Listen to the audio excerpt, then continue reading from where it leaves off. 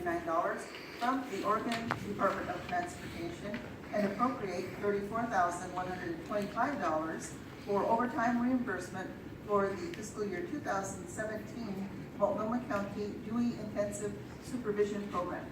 Good afternoon, Mr. Walton. Nice shirt. Thank you. Good afternoon, council members. I'm Bill Balzer. I'm a police officer with the city of Portland. I'm employed in the traffic division. Part of the traffic division, or one of our main goals, is the arrest of DUI drivers. So subsequently, out of the officers in the city, we arrest the majority of the DUI drivers. What we find, and within partnership with the Multnomah County's DISP, it's DUI Intensive Supervision Program, there are some individuals that are arrested for DUIs that have multiple DUIs that we're seeing that incarceration is not working. And so we've gone through with this partnership, and we now have a super intensive treatment court that we work with them on.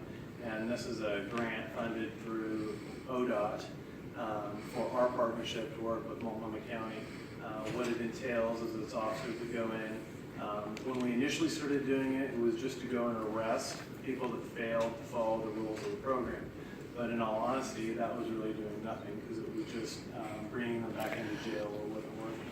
What we found the biggest, I want to say bang for the buck was, is that we're actually going and doing in-home visits.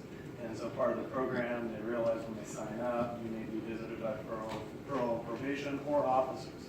And so we have the availability to go and visit them at their homes, see how they're doing, seeing if they're having problems, maybe something that might not be working out well with their case manager, or just whatever it may be. And so that's where the funds go to.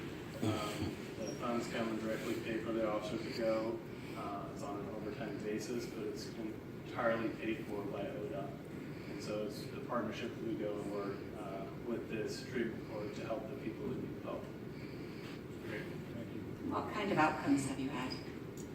So the further we can get someone through the program, the less likely they are to then reoffend. When a client gets the entire way through the program, which is a minimum of 3 years, some take longer than others, we see that after they successfully complete, and the statistics we see is that after 3 years ending their probation, only a little over 7% reoffend.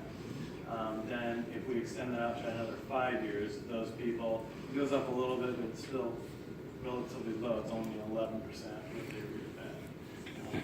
This last year, we did way more home visits, got even more houses, and it really started this partnership where it was somewhat funny, because the people would call the case managers and say the police are thinking that we were coming to get them.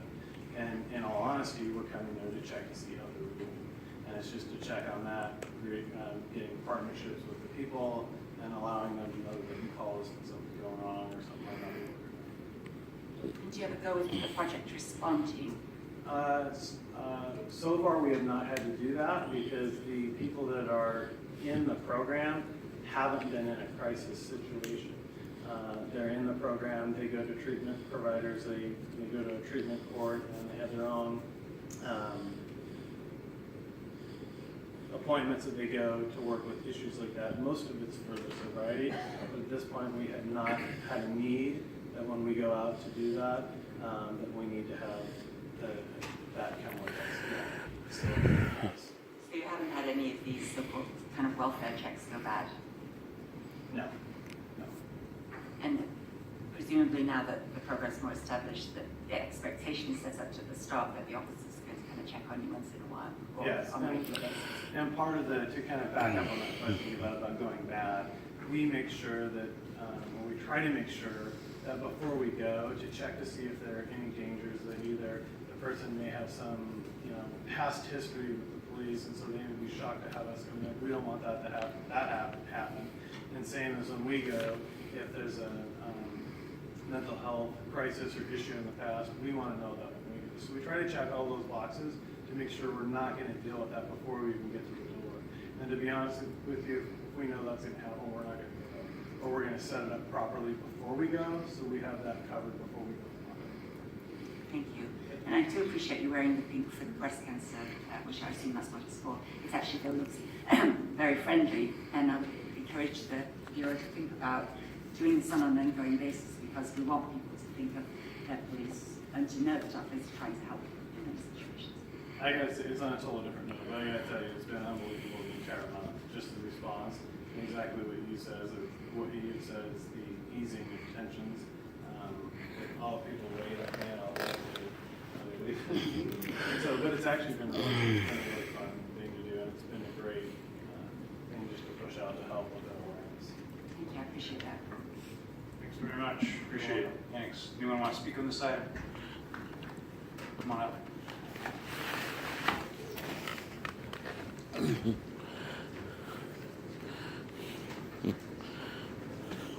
Okay. Go ahead. West. With the traffic division as low as they are, Name and the record. okay, my name is Robert West. I'm with Filter Police 911. With the traffic division as low as it is, I've talked to officers and supervisors and stuff like that, and there's not that many traffic officers left. My concern is that if you're going to pull traffic officers, even to do overtime, to do house checks and stuff like that, to me, that's not the proper thing for the traffic division to do. We've had, 34 fatal accidents this year. We've had incidents where one of them, an old lady was pulling out on the Stark and got hit by two people that were racing. We need the officers on the roads. We don't need them going door to door, even if the state's paying for it.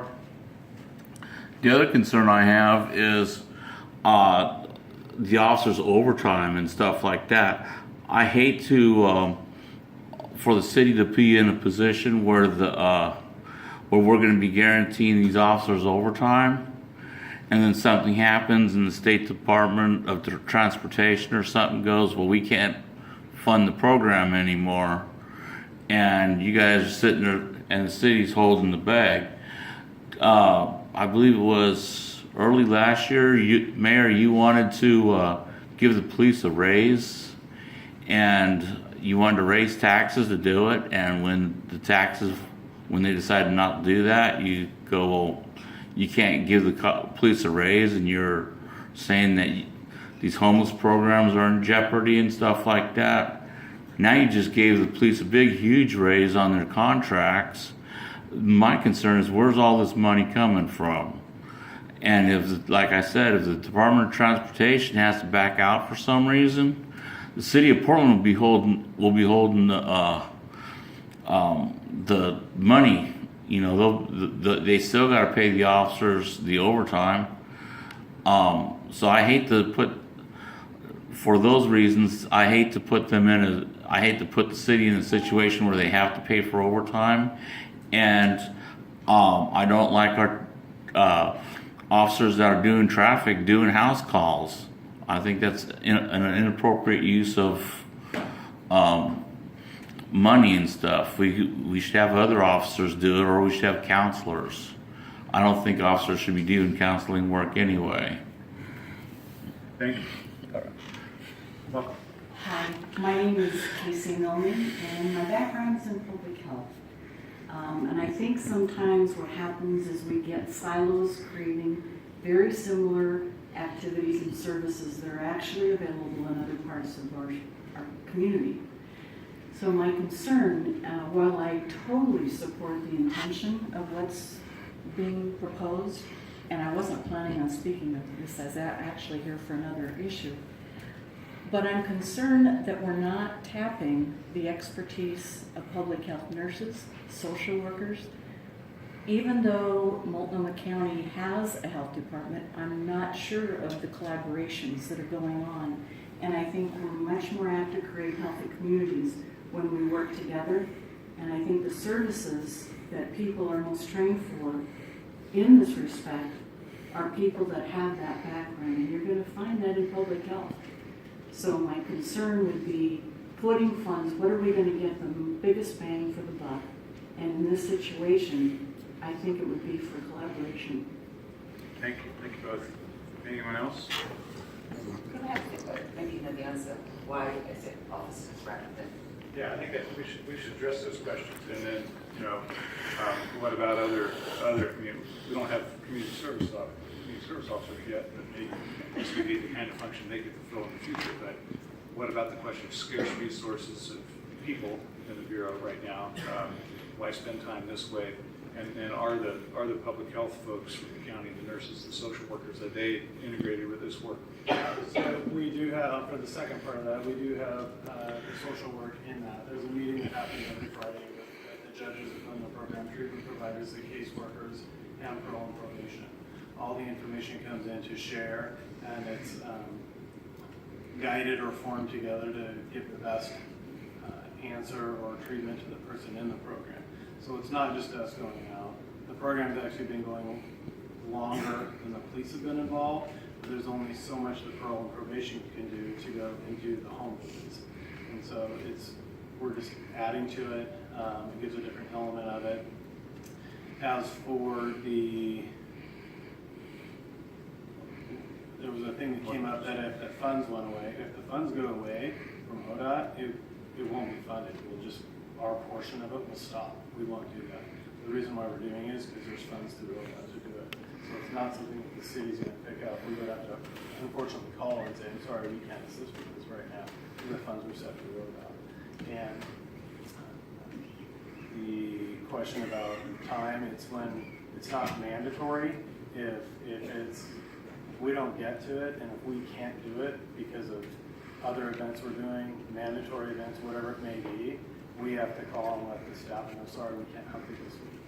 And the money would just go back and we just wouldn't be used. So. The question is though, why have police officers going rather than social workers? It's just that there are social workers involved with it, so it's just a different element to add to it.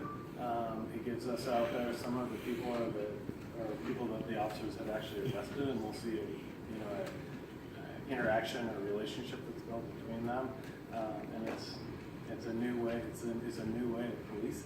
It's not just out arresting and convicting people. It's a treatment and education, and we're part of that to help with that. So it's different. It's way different than I've dealt with in the last 20 years, but I think it's a good thing personally. That's a great response, so that then develops a relationship so that the person out on the street after they're done with the role, they know you and you know them. Yes. And could the Department of Transportation give this money to social workers and public health people, or is it specifically law enforcement? I don't know that. I don't know that question. I know that it goes towards, it has to be DUI involved. There are some people in the program that are in there for drug-related things, or drug-related arrest. We specifically go towards DUI. It's the DUI portion from the Oregon Department of Transportation. So whether they could give that to someone else, I can't answer that for you right now. And if we had more money, is there still some gaps that could be filled? To be honest with you, for the last 2 years I've tracked it or seen it. If we had more money, it may be difficult to spend it, at least the part that we have. So it may be difficult to get to the money. Thank you. Thanks very much. Okay, we're ready to take action on this. Let's take a vote, please. Milton? Thanks for the explanation. Aye. Prince? This is I really appreciate the opportunity to hear about this program and to get those questions answered that we hear all the time about the effectiveness and the fact that you are doing things differently in the Bureau than was done 20 years ago. The fact that you're developing relationships with people, which is very different from the way that mine used to be. And I credit Council Commissioner Judy Shiprack and others who've done good work on the Public Safety Committee, the Joint Public Safety Committee, as have Mayor Hales. So it's that was a very good item, and I appreciate more explanation than we've had for it in the past. Aye. Well, thank you, Officer Balzer, for the presentation, and it does sound like it's a new way of trying to deal with some very chronic problems that we have in our society. So I hope it works. Aye. Hales? Yeah, I like this approach. I mean, on one hand, I'm a a table pounder about DWI, and that is, it is a heinous offense, and people are hurt and killed, and if you kill somebody with your car, it's homicide, in my opinion. And then driving is a privilege, not a right, and if you drive under the influence, you should lose that privilege. Having been that clear about the hammer side of this equation, I think it is clear that simply throwing people in jail for these offenses doesn't necessarily cure them of their addiction to alcohol, and therefore getting at the root cause of the bad behavior is important, and how that work gets done, which professionals are involved in doing it. In other words, this is the kind of situation where diversion out of traditional jail sentencing is a legitimate strategy and might work better for everyone. First and most importantly, the victims of drunk drivers. So that's why this is worth a try. If it's also more beneficial to those offenders in getting out of the cycle of addiction, so much the better. So this is really worth a try. Over time, it may evolve. It may be that once we have community service officers, they'll be the ones doing this. But you make the very valid point that the original arresting officer is an important ingredient in perhaps the progress of that individual to sobriety and responsibility. And I wish you well with this program. Aye. Okay, our next item